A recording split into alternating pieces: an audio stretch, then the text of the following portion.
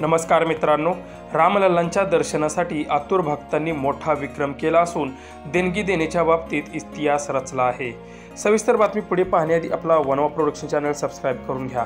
अयोध्येतील प्रभू श्रीराम यांच्या भव्य दिव्य मंदिरात रामलल्ला 22 जानेवारीला पंतप्रधान नरेंद्र मोदी यांच्या हस्ते विराजमान झाले। यानंतर दुसऱ्या दिवशीपासून मंदिर राम भक्तांसाठी खुलं करण्यात आलं।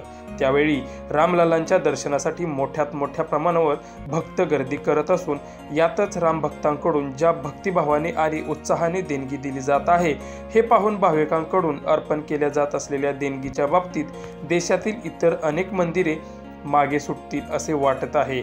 या मंदिरातील आजचा हा 6वा दिवस आहे।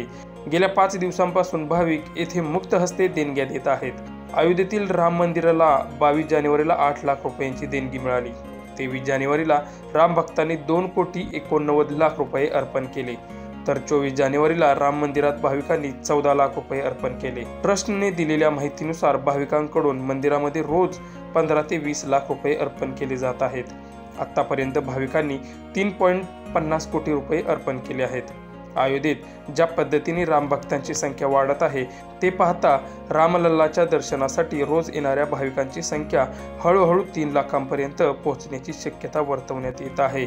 ही संख्या श्रीराम जन्मभूमीला एका नव्या उंचीवर घेऊन जाईल।